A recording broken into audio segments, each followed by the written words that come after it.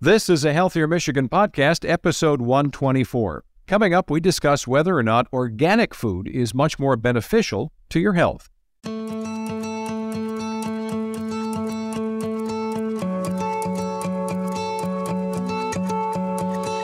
Welcome to a Healthier Michigan podcast. It's a podcast that's dedicating to helping us all navigate how we improve our health and well-being through small, healthy habits we can start implementing right now. I'm your host, Chuck Gaidica, and every other week we'll sit down with a certified expert and we discover all kinds of things. We also dig into topics like nutrition and fitness and a lot more. And on this episode, we're diving deeper into the difference between organic and non-organic foods and whether or not organic is actually healthier for us. With us today is registered dietitian for Blue Cross Blue Shield of Michigan, Shanthi Appelö. Hello, Shanthi. Hello. And I know you've got a passion for this idea of science of nutrition and behavior and all that comes along with it. So I bet you have studied this idea. You've probably got into it yourself. But according to recent research, we've got to be careful with who gives us that. But it was posted to the Public Library of Science. Consumers perceive organic foods as much more nutritious, more natural, and environmentally friendly than non-organic or conventional foods. Consumers are also more health conscious than ever before. I would say on average that's true for many of us. And a poll conducted by the New York Post showed that over 70% of Americans are more aware of how they treat their bodies post-pandemic.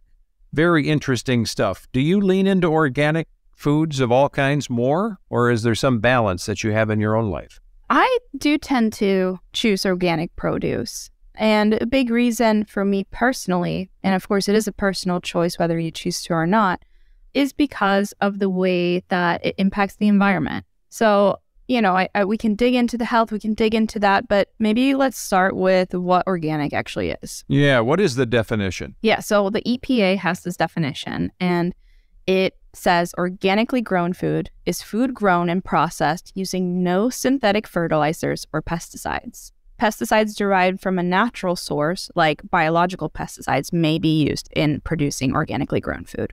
So what you're hearing here are fertilizers and pesticides. And so typically that's the biggest concern I hear when I talk to people, when I've counseled people in the past and things like that, is the idea of these pesticides being on our food and being harmful. I also hear a lot about organic foods just having more nutrients. And so maybe we can start with that nutrition component of, do organic foods really do have more nutrients? Yeah, is that possible? Can an apple that's organically grown be better than one that's been sprayed to keep the worms away?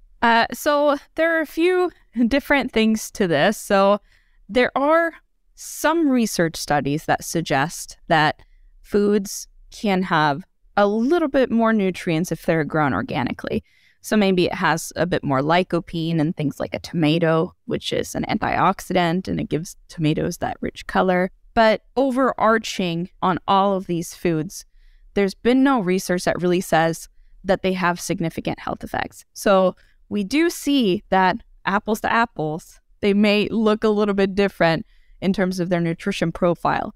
But research says that, hey, it may not be significant enough to actually cause some health changes. However, I think one note that's interesting here is that organic farming also applies to raising organic livestock too.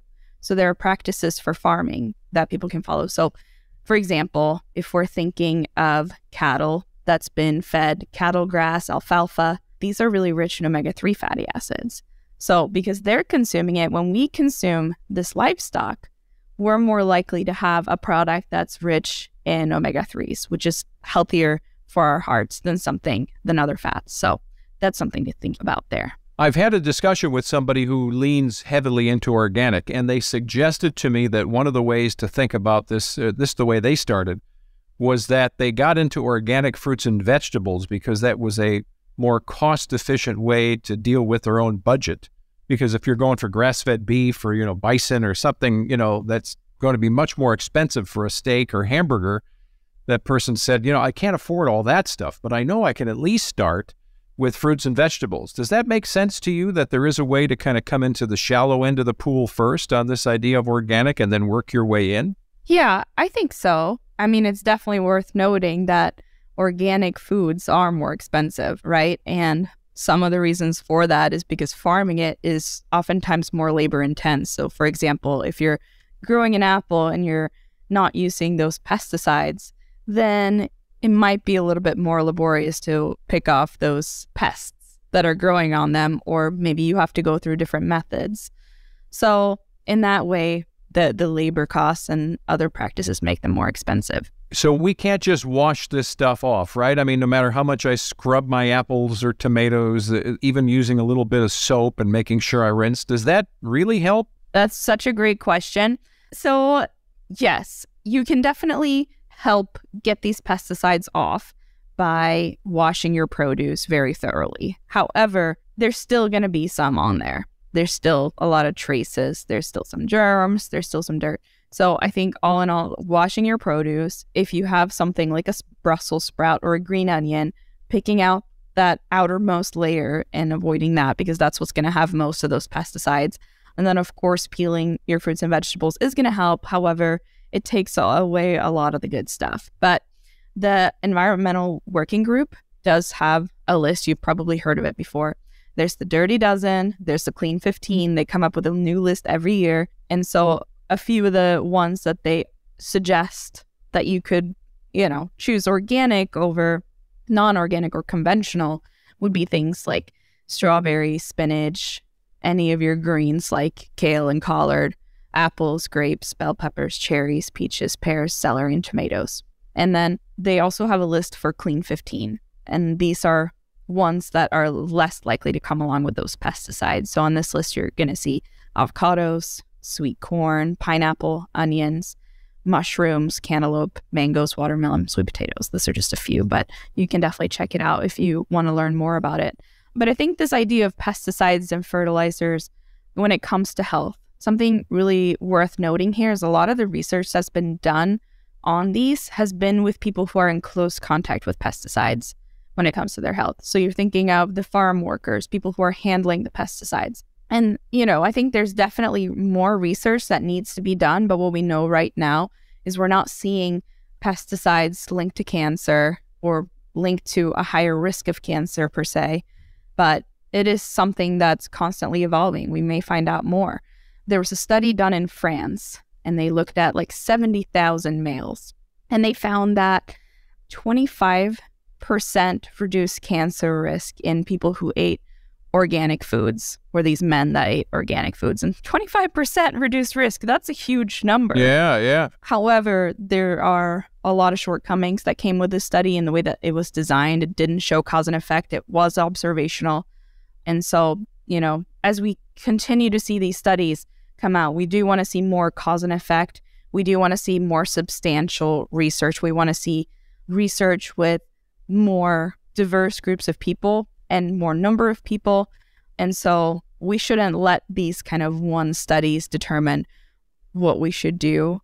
However, I think it's important to note too that the EPA has changed a lot of standards for conventional foods over the years for some pesticides and, fertilizers. And there was one kind of recently, just a few years ago, that they reduced the level or even forbid levels of in pesticides. And it was one that was causing some problems in children, hyperactivity and things like that. So the EPA is always kind of on it, but it is important to note that over time things have changed. So yeah, and you mentioned environmental concern too, because that's something you start spraying, and we've seen class action lawsuits for some big pesticide companies, right? And that may be for people that had more exposure, the farmer who's driving the tractor and applying it. So I understand some of that, not to diminish it for the rest of us, but that's getting into the earth.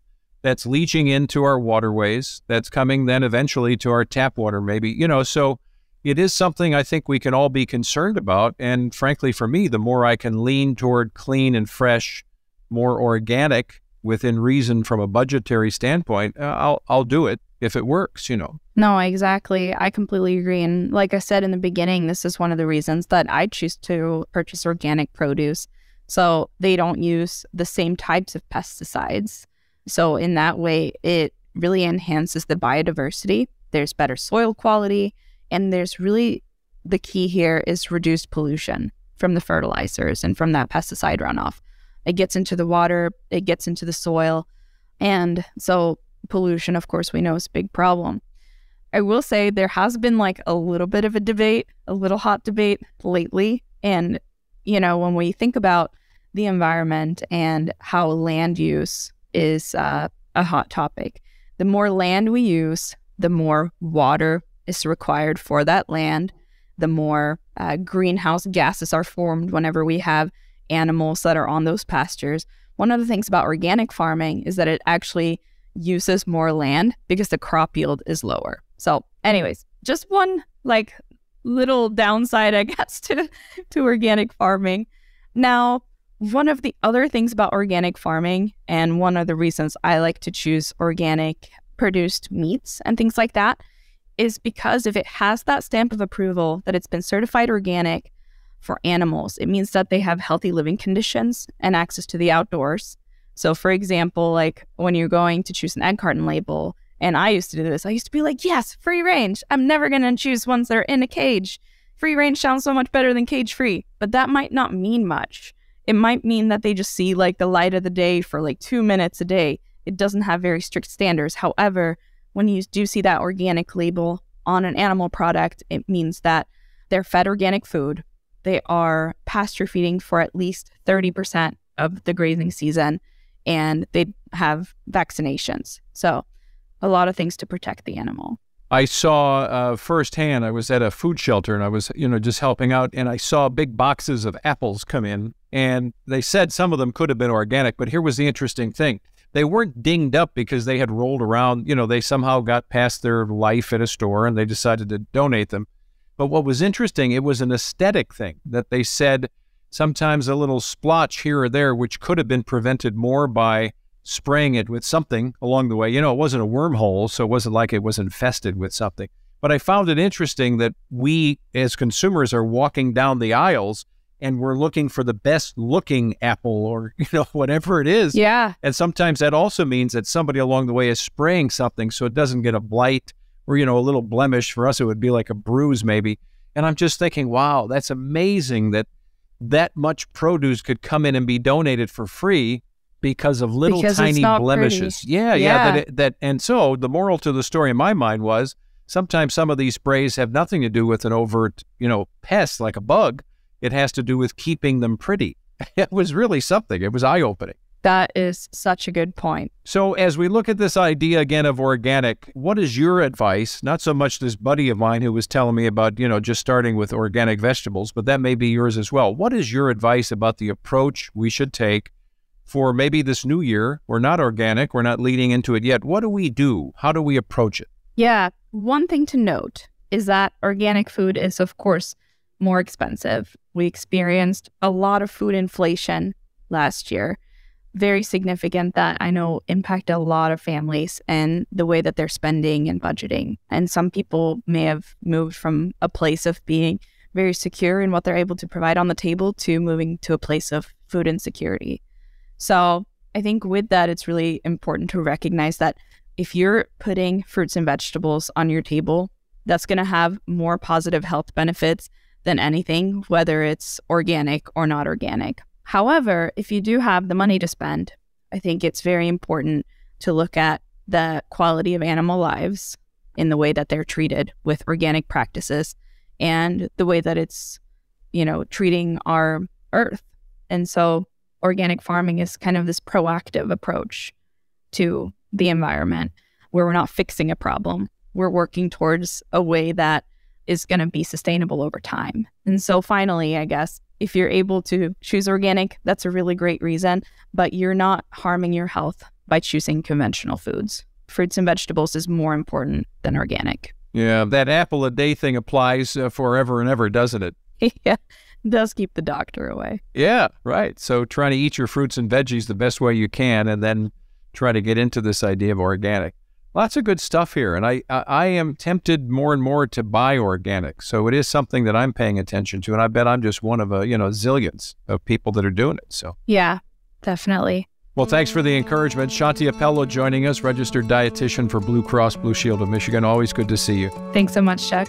Yeah, take good care. We're glad you were listening today to A Healthier Michigan. It's a podcast that's brought to you by Blue Cross Blue Shield of Michigan. If you like the show, you want to know more, jump online.